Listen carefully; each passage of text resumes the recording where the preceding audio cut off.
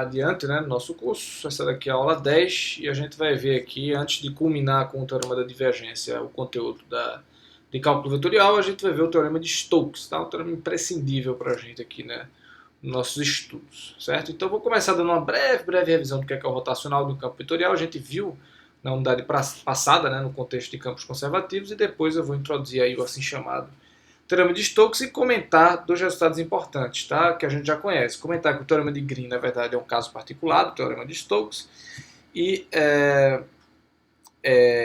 e comentar que a demonstração, tá? Uma demonstração que ficou faltando lá nas notas de que se um determinado campo vetorial é conservativo e está definido sobre um domínio simplesmente conexo, o rotacional desse campo vetorial é zero, tá? Se e somente se, tá? Conservativo, domínio simplesmente conexo, se e somente se o rotacional é zero, a gente viu isso na primeira unidade. Mas aqui, uma breve visão do que é o rotacional, né? Na primeira unidade a gente viu que com esse vetor nabla aqui, né? Nabla igual a del x, del y, del z, tá? São operadores, isso aqui. E com um determinado campo vetorial f de xyz igual a pqr, tá? Eu coloquei só pqr, não p de xyz, q de xyz e r de xyz, para economizar espaço aqui. Com esses dois objetos matemáticos, eu posso construir aqui, tirando o produto vetorial de nabla com f, eu posso construir, né, usando o determinante aqui que eu vi lá em geometria analítica, o que eu conheço como rotacional de um campo vetorial. Certo? Eu não escrevi aqui explicitamente a forma do rotacional, porque para cálculos e as computações que a gente vai fazer, né, os calculations que nós vamos fazer, vão requerer apenas aqui que a gente construa o determinante explicitamente. Mas enfim, vocês já devem estar familiarizados com isso, né? O que seria o teorema de Stokes? Né? Vamos passando logo direto. O que seria o teorema de Stokes? Seria, bem, pega aqui, vamos fixar o seguinte panorama. Seja S uma determinada superfície delimitada por uma curva lisa que eu estou chamando de ΔS, tá? Que é a fronteira de S. E vamos supor que essa curva está orientada positivamente. Seja então Fzão, aqui um campo vetorial. Então o que quer dizer que F é delimitada por uma curva ΔS, né? Quer dizer o seguinte, né? Então, peraí, eu vou voltar para isso já. Mas vamos dizer que essa superfície aqui tem um determinado campo normal N, tá? Que eu estou desenhando aqui desse jeito, nessa figura. Então, o que significa dizer que a fronteira dessa superfície S aqui aberta é uma determinada curva ΔS, tá? Significa dizer isso aqui, ó, é essa curva no caso. Veja aqui o teorema de Stokes, o panorama que eu estou fixando é para uma superfície aberta, tá? Seria a curva que delimita a abertura dessa superfície, tá? Se uma garrafa, por exemplo, fosse a superfície, a boca da garrafa, se a garrafa fosse S, a boca da garrafa seria o que eu estou chamando aqui de ΔS. O que é que diz o teorema de Stokes? Que se eu escolher essa orientação aqui desse jeito, tá? Com o vetor normal aqui apontando, entre aspas, para fora dessa superfície, tá? S, o rotacional, o integral de superfície, o fluxo do rotacional de F ao longo de S, tá? Através de S, perdão, vai ser simplesmente a integral de linha de F ao longo de ds, certo? Eu devia ter colocado um buchinho de cerveja aqui nessa integral para ficar integral, porque essa curva ds aqui é uma curva fechada. Então tem o fluxo do rotacional nada mais é do que a integral de linha. Veja que é relativamente simples de entender, né? Você já sabe calcular o fluxo, sabe calcular essas integrais de linha, então o fluxo do rotacional de F tem que ser, ao longo dessa superfície aberta S, tem que ser igual à integral de linha de F escalar dr. Veja que isso aqui, deixa eu voltar aqui, veja que isso aqui tem a cara do teorema fundamental do cálculo, certo? Isso aqui, na verdade, é uma espécie de teorema fundamental do cálculo para o rotacional, porque aqui do lado esquerdo eu tenho um integral n-dimensional de derivadas, né, no caso 2, né, dimensional de derivadas, e do lado direito eu tenho um integral n-1 dimensional, tá? Ou integral unidimensional da própria função f. Lembra que a integral que a gente vem calculando é um caso específico da integral de linha. Certo? Então, isso aqui é uma versão do teorema fundamental do cálculo para o rotacional. Então, como um exemplo aqui, um exemplo simples, a gente pode, por exemplo, pegar esse campo, vamos dizer que a minha superfície seja vamos dizer que a minha superfície S seja o interior, né, seja esse disco aqui, tá? O interior desse círculo RT igual a 4 cosseno T, 4 seno T, 5, tá? O círculo no plano XY é o círculo de raio 2, perdão, de raio 4, só que ele está a uma altura Z aqui do plano XY, né? Altura 5, perdão, Z não, altura 5 do plano XY. E aí eu tenho esse campo F igual a YZ, 2XY, e é de X escalar Y, né? Como é que eu faço para usar o teorema de Stokes? Bem, primeiro eu tenho que fixar uma orientação, então é óbvio aqui que nesse caso o vetor tangente vai ser n igual a k, tá? Um vetor tangente unitário, né? Vai ser n igual a k. E eu posso parametrizar esse círculo aqui, né, esses círculos, simplesmente como plano Z igual a 5. A gente viu na primeira aula aqui de superfícies, que a parametrização para esse plano Z igual a 5 é fazer x igual a u, y igual a v, e impor, né, claro, z igual a 5. Então tem o R de uv igual a uv5, certo? E, enfim, você pode verificar que o vetor normal, você pode usar essa parametrização e verificar que o vetor normal aqui unitário vai ser simplesmente k, tá certo? E que RU, vetor RV, já vai ser o vetor N, tá? Perceba isso. Mas enfim, eu vou ter aqui que o módulo do rotacional, perdão, vou ter que o rotacional de F, eu posso calcular adiante, né? Eu não coloquei aqui para não ficar muito grande o slide, mas você pode verificar que o rotacional de F vai ser E de xy menos 2x, y menos E de xyz, tá? E, bem, o que o teorema de Stokes diz? Diz que a integral ao longo de C é a fronteira dessa região aqui, agora eu estou chamando de C, né? Dessa superfície S, desse disco S aqui, a integral de linha ao longo dessa fronteira vai ser igual à integral do rotacional de F, escalar ds. Tá?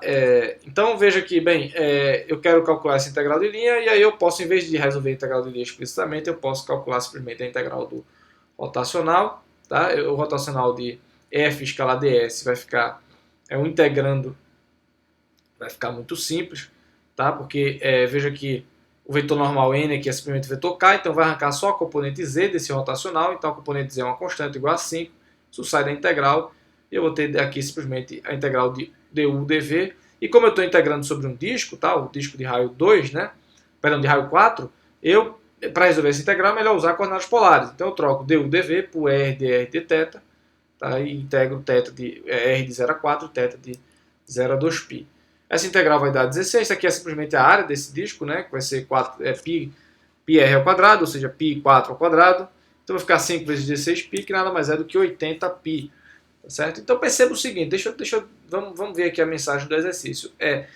Imagina que você fosse calcular essa integral aqui explicitamente. Olha para a forma desse campo aqui, tem um exponencial de x com y, etc. Essa integral de linha aqui provavelmente ia ficar extremamente complicada, tá certo, gente? Você ia ter um trabalho, você provavelmente nem ia conseguir resolver. Então, o que é que o teorema, de novo, feito acontecer lá com o teorema de Green, o teorema de Stokes serve para facilitar a sua vida em que sentido? Que às vezes, uma das integrais, a do lado esquerdo ou a do lado direito, é mais fácil de calcular do que a outra. Tá certo? Então, como um segundo exemplo, aqui a gente pode ver esse campo, um exemplo um pouco mais rebuscado, né? Vamos dizer que eu tenho aqui essa calota de esfera, tá? A esfera de raio 3, e, claro, a fronteira dessa calota seria a curva C, que é simplesmente o círculo de raio 3, x² mais y² igual a 9. Tá? Vamos dizer que eu quero calcular o fluxo desse campo aqui, F. Vamos dizer que eu tenho esse campo aqui, calma lá, vamos dizer que eu tenho esse campo aqui, F igual a 2y cosseno z, E de x seno z, x de E de y, tá? E, claro, isso aqui é a calota da esfera de raio 3. Então, vamos dizer que eu queira calcular o fluxo do rotacional de F, né, ao longo dessa esfera. Eu posso, em vez de calcular o fluxo rotacional diretamente, para aplicar o teorema de Stokes, parametrizar esse círculo de raio 3. Lá na primeira unidade eu vi que uma parametrização é R de t, cosseno t, seno t, 0, né? Perdão, seria 3 cosseno t, 3 seno t, 0, tá? Eu errei aqui. E, por conseguinte, R' seria simplesmente menos 3 seno t, 3 cosseno t, 0.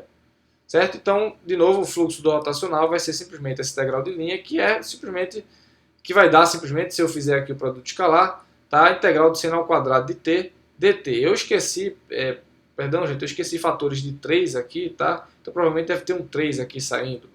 Certo? Eu recomendo que vocês verifiquem. Mas enfim, a mensagem é que essa integral de linha vai ficar super simples, vai ser simplesmente a integral de seno ao quadrado de t dt, que no nosso caso aqui é π. Tá? Deve ter alguma constante aqui, tipo 3π ou 9π talvez. Então, recomendo que vocês façam a conta, mas vejam aqui o que o teorema de Stokes fez. Essa integral do rotacional provavelmente vai ser bem complicado, mas a integral de linha é bem simples, de fato. Certo? E como último exemplo, um pouco mais rebuscado, a gente pode pensar nas equações de Maxwell, lá da física, as equações da eletrodinâmica, que descrevem, são 4 equações que descrevem completamente o comportamento dos campos elétricos e magnéticos de uma certa distribuição de cargas. Tá? Então imagina que eu tenho uma certa curva espacial aqui C, e o que acontece? Né? Na verdade não é para todas as equações de Maxwell, tá? A gente pode transformar, por exemplo, uma das equações, que é a lei de Faraday, que é rotacional de E igual a menos del B del T, usando o teorema de Stokes, tirar ela da sua forma diferencial e colocar ela em sua forma integral. O que é que isso quer dizer? Imagina que eu tenho uma curva C aqui, tá? E que eu tenho um determinado campo magnético que permeia o espaço e que atravessa o interior dessa curva. A lei de Faraday, ela diz que esse campo magnético induz uma corrente nessa curva, desse fio C. Tá? Esse fluxo magnético, ou melhor ainda, a variação desse fluxo magnético induz uma corrente elétrica aqui ao longo desse fio C. Certo? Ou, em outras palavras, induz também um campo elétrico que percorre esse fio C aqui. Tá? Isso está resumido nessa equação aqui, que, claro, vocês vão estudar em detalhes talvez melhor no futuro, né? Mas essa lei está resumida nessa equação aqui, que diz que o rotacional desse campo elétrico aqui vai ser simplesmente menos ΔB ΔT, certo? Menos a variação do campo magnético que passa através dessa superfície. Como é que eu faço para, em vez de trabalhar com o campo magnético, trabalhar com o fluxo feito, eu falei agora há pouco, eu posso usar o teorema de Stokes. Veja que se eu vou integrar esses dois lados aqui através da superfície S, né? Então, S pode ser qualquer superfície cuja fronteira seja essa curva C, tá? Qualquer uma que você quiser. Então, integrando aqui os dois lados com relação a S, né? Esse lado esquerdo aqui envolve um rotacional, né? Então eu posso usar o teorema de Stokes e transformar esse rotacional aqui, essa integral, o fluxo do rotacional no integral de linha, ou seja, a integral de E escalar de R ao longo do próprio fio C e não mais da superfície arbitrária S que eu escolhi. E aqui do outro lado eu posso passar essa integral, claro, eu posso tirar essa derivada com relação a T da integral e ver que isso nada mais é do que ΔΦ ΔT, onde φ é o fluxo do campo magnético aqui, que passa através desse fio fechado. Então, é o que eu disse, uma variação de fluxo magnético gera uma corrente aqui no meu fio em questão. Então, atentem para isso aí. Claro, isso aqui foi um exemplo mais rebuscado, mas só para vocês verem que o teorema de Stokes, de fato, serve para bastante coisa, inclusive para problemas de elerodinâmica. Tá? Na maioria dos problemas de elerodinâmica é mais legal trabalhar com essa forma integral aqui do que essa forma diferencial aqui da lei de Faraday. Certo? Então, isso aqui seria a forma diferencial, porque envolve derivadas, e aqui a forma integral, claro, porque envolve integral. Isso aqui seria uma das equações de Maxwell. Existe a equação para divergente de E, a gente vai ver o que é divergente na aula que vem, a equação para rotacional de B e para divergente de B. Certo? Então, vamos fazer dois comentários adicionais antes de encerrar aqui a aula. Eu tinha falado no começo da aula que, bem, o teorema de Green nada mais é do que um caso particular do teorema de Stokes. Então, vê só, né? Imagina, qual era o cenário que eu tinha lá no teorema de Green? Eu tinha uma certa curva plana, né? C, tá? E ela tinha um determinado interior que aqui agora eu vou chamar de S. Lá eu chamava de D, mas aqui eu vou chamar de S, certo? Claramente, se essa curva é plana, está contida por simplicidade aqui no plano XY, eu posso escolher, o vetor normal aqui a esse plano vai ser simplesmente o vetor K, né? De maneira que, bem, vamos aplicar aqui o teorema de Stokes. Eu vou ter que o fluxo do rotacional de F ao longo que a integral de linha ao longo de C desse campo F vai ser simplesmente o fluxo do rotacional de F, né? Através do interior da curva, através do interior plano aqui da curva. Mas aí perceba o seguinte, né? Que, bem, como o vetor normal é o vetor K, né? Esse ds aqui vai ficar simplesmente K dx dy, certo? Ou du dv, se você preferir. Você pode chamar x igual a u e y igual a v, é só mudar o nome. Mas enfim, vai ficar K dx dy, isso vai arrancar a componente K desse rotacional de F, tá? A componente K do rotacional de F nada mais é do que ΔQ ΔX menos ΔP ΔY, tá? Se as componentes de F são P, Q e R, então a componente K do rotacional é ΔQ ΔX menos ΔP ΔY. Isso nada mais é, veja só que interessante, isso nada mais é, se você lembrar, do que o teorema de Green, tá? Então eu tenho aqui a integral de linha ao longo de uma curva, vai ser simplesmente a integral diária, tá? Ao longo da fronteira aqui, ao longo do interior dessa curva aqui para uma curva plana, certo? Então veja que o teorema de Green nada mais é do que um caso particular do teorema de Stokes. A gente fala primeiro do teorema de Green porque a gente quer introduzir aquele contexto todo de campos conservativos, etc. E a gente quer também enfocar no teorema de Green porque ele aparece bastante, ele especificamente aparece bastante em vários contextos. Tá certo? Então é basicamente isso, mas saibam que o teorema de Green é um caso particular do teorema de Stokes. E outro comentário adicional e pertinente é que o teorema 2 da aula 4 agora fica relativamente óbvio. Tá? Aquele teorema que dizia que se um campo é conservativo, somente se seu rotacional é zero e ele está definido sobre um domínio simplesmente conexo. Então eu tenho rotacional de F igual a zero. Tá? Isso implica a integral, certo? Pelo teorema de Stokes, como o rotacional é zero, a integral de f ao longo de uma curva fechada C vai ser simplesmente zero, tá? Para toda a curva fechada C, e, portanto, f é conservativo pelo teorema, eu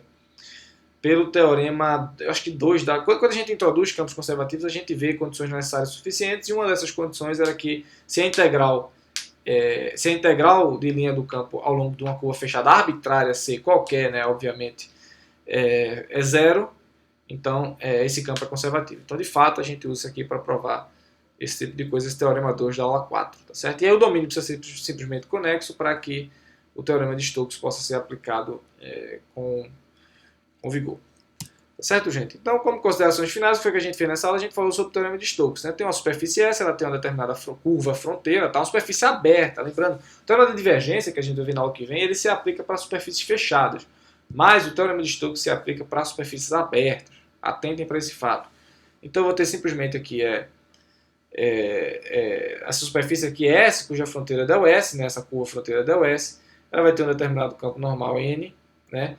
E aí o teorema de Stokes diz que o fluxo do rotacional de S, né? Eu coloquei aqui dr, eu errei, mas era dszão, tá? Negrito. Simplesmente a integral de linha aqui ao longo de ΔS. Tá bom, gente? E aqui a gente chega no final da nossa aula aí. Bom estudo a todos e um abraço.